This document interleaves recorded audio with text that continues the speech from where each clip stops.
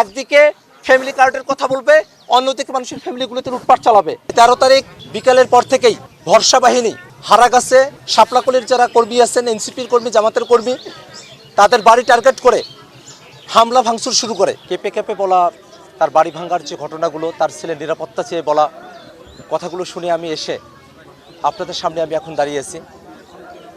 আমরা 16টা বছর এই বাংলাদেশে নির্বাচন যাতে ফেয়ার হয়, সুষ্ঠু হয়, সহিংসতা মুক্ত হয়, তার জন্য আমরা আন্দোলন করেছি। কিন্তু যে নির্বাচনের মধ্য দিয়ে সেই বিগত 16 বছর যাদেরকে সাথে নিয়ে আমরা আন্দোলন করলাম, সেই বিএনপি যে নির্বাচনের মধ্য দিয়ে ক্ষমতায় এলো, ক্ষমতায় আসার কথাটা শোনা মাত্রই রংপুর 4 কাউরিয়া পীরগাছা আসনের পরাজিত ধানের শীষের বিএনপির প্রার্থী এমদাদুল হক ভরসা, তার সমর্থকেরা 13 তারিখ বিকালবেলা থেকেই এই হারাগাছ এলাকায় তারা তাণ্ডব শুরু করে। প্রথমে তারা আমাদের কিছু সমর্থক যারা পাইকার বাজার অতিক্রম করছিলেন, পাইকার বাজারের শেষ মাথায় ভগা মার্কেটের ওখানে আদম, মুস্তাকিম, তানজুল, সাব্বির, ভরসার পিএস সাজু, মোক্তার, এই ভরসার লোকেরা, বিএনপির কর্মীরা, তারা আমাদের নেতাকর্মীদের ওপরে আক্রমণ চালায়। সেই পাইকার বাজারের ভগা মার্কেটের ওখানে আমাদের শাপলাকলির কর্মী টমাস গুরুতরভাবে আহত হয়। মনির, নাসিম, শাহজুল এবং মিয়াপাড়ার একজন ছেলে, তাদেরকে গুরুতরভাবে আহত করা হয়, তাদেরকে রক্তাক্ত করা হয়। তখন বিকেল 5টা, 5:15 মতো সময় বাজে 13 তারিখ। সেই পাইকার বাজারে ভরসার পিএস সাজুর নেতৃত্বে আদম, মুস্তাকিম, তানজুল, সাব্বির এবং মুক্তার তারাই হামলা চালায়। সে হামলার পর থেকে 5-6টি বাইক তো সেখানে ভেঙে ফেলেছে তারা। 2টি বাইক আমাদের হারাগাছের প্রধান সমন্বয়কারী আরাফাত, তার বাইক, এবং আমাদের তার ভাইয়ের বাইক, এবং আমাদের রুবায়েত ভাইয়ের ভাই রাকিব ভাই, তার বাইক, এই 2টি বাইক তারা চুরি করে নিয়ে যায়। এখনো পর্যন্ত এই 2টা বাইকের কোনো হদিস পাওয়া যায় নাই। তারা জাতীয় নাগরিক পার্টি এনসিপির হারাগাছ পৌরসভার যে কার্যালয়, সেই কার্যালয়ে তারা হামলা করে। তারা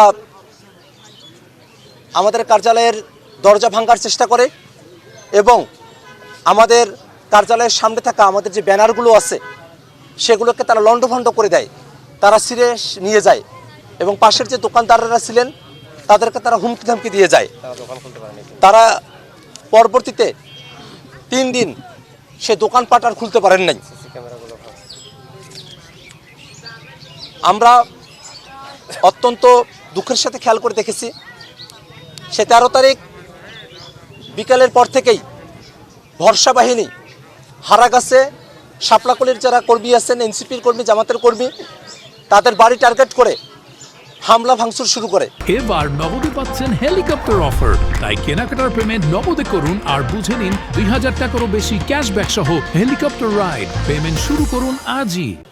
আমরা এই মুহূর্তে যে বাড়িটি পরিদর্শন করেছি, তিনি সুমন স্যার।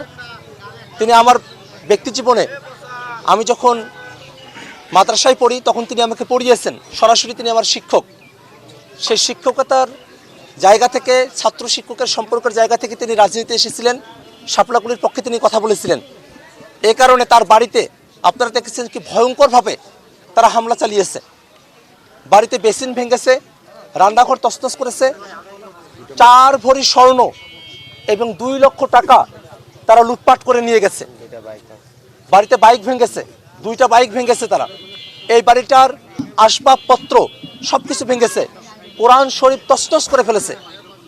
এমনভাবে তারা এই বাড়িটার একেবারে, এই বাড়িটাতে আর এটা বসবাসের অযোগ্য হয়ে গেছে, এমনভাবে তারা এই বাড়িঘরটা ভেঙেছে। আপনারা সাংবাদিকেরা দেখলেন যে গত 10 দিন সুমন স্যারের বাড়ির কোনো সদস্য এই বাড়িটাতে তারা থাকতে পারেন নাই। আজই প্রথম এই মিডিয়ার ভাইরা আপনাদের ভরসায় তারা কিন্তু আজকে বাড়িতে এসেছেন। এই বাড়িতে এই মানুষেরা এত আতঙ্কের মধ্যে আছেন।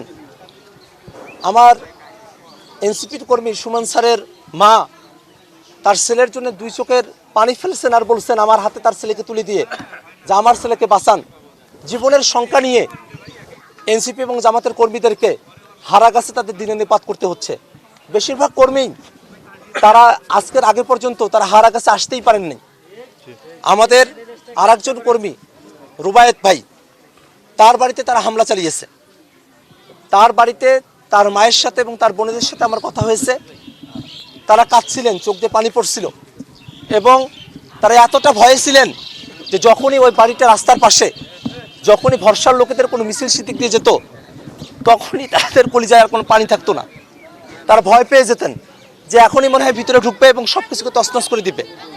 আপনারা দেখেন এই যে পাশের যে বাড়িটা সুমন স্যারের বাড়ি মনে করে সে বাড়ির গেটে উপর্যুপরি বড় রামদা দিয়ে, বড় ধারালো অস্ত্র দিয়ে সেখানে চোটপাট করা হয়েছে, গেটটাকে তছনছ করে দেওয়া হয়েছে।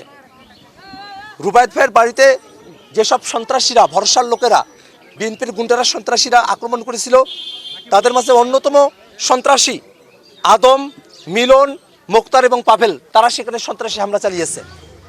সুমন স্যারের বাড়িতে যারা হামলা চালিয়েছে তাদের মাঝে অত্যন্ত ভয়ানক ছিল বাঁধন, মিলন, মোতালেব ওরফে ফরহাদ। তারা অত্যন্ত ভয়ানকভাবে সুমন স্যারের বাড়িতে হামলা চালিয়েছে। আমাদের প্রধান সমন্বয়কারী আরাফাত ভাইয়ের বাড়িতে হামলা চালিয়েছে। বাবুল, রজু, মোয়াজ্জেম, ফরিয়াটারির যে মোয়াজ্জেম, তারা সেখানে ভয়ানকভাবে তারা হামলা চালিয়েছে। এবং আমাদের প্রধান সমন্বয়কারী আরাফাত ভাইকে মিলন নামে এবং অপূর্ব নামে ভরসার বাহিনীর গুন্ডা বাহিনীর দুইজন উপর্যুপরি হত্যার হুমকি দিয়ে যাচ্ছে। এখনো পর্যন্ত তারা তাকে মেরে ফেলতে চায়। আমাদের জামাতে ইসলামের কর্মী মমিন ভাইয়ের বাড়িতেও তারা ভয়ানকভাবে হামলা চালায় সেই 13 তারিখে। সন্ত্রাসী মনির, সন্ত্রাসী নয়ন, সন্ত্রাসী আসিফ, সন্ত্রাসী নুমান, সন্ত্রাসী রাসেল, তারা সেখানে তারা হামলা চালিয়েছে। তারা বিএনপির সন্ত্রাসী, তারা ভরসার সন্ত্রাসী বাহিনীর সদস্য। এছাড়াও 8 নম্বর ওয়ার্ডের দুলাল ভাই, 8 নম্বর ওয়ার্ডের রবিউল ভাই এবং 9 নম্বর ওয়ার্ডের মনির, তার বাড়িতে, তাদের বাড়িতে হামলা করা হয়েছে। মনির ভাইয়ের যে সন্তান, ছোট্ট একটা শিশু, সেই শিশুর কপালে ব্যান্ডেজ, কারণ সেই শিশুটাকে তারা আঘাত করেছে। আমরা কি দেখি এর মধ্য দিয়ে? একদিকে বিএনপি ফ্যামিলি কার্ডের কথা বলে, একদিকে বিএনপির প্রার্থী ভরসা মানুষকে শাড়ি লুঙ্গি দেয়, অন্যদিকে বিএনপির কর্মীরা, ভরসার কর্মীরা, সন্ত্রাসীরা মানুষের পরিবারগুলোকে ভেঙে তছনছ করে দেয়। মানুষের জীবন জীবিকার যে উপকরণগুলো আছে সেগুলো তারা লুটপাট করে নিয়ে যায়। একদিকে ফ্যামিলি কার্ডের কথা বলবে, অন্যদিকে মানুষের ফ্যামিলিগুলোতে লুটপাট চালাবে। একদিকে শাড়ি লুঙ্গি দিবে, অন্যদিকে মানুষের জীবন ধারণের উপকরণগুলোকে লুটপাট করে নিয়ে যাবে, স্বর্ণ টাকা পয়সা লুটপাট করে নিয়ে যাবে। এটাই হচ্ছে তাদের নীতি। এ কারণেই তাদের এই নীতির কথা মানুষেরা জানতো।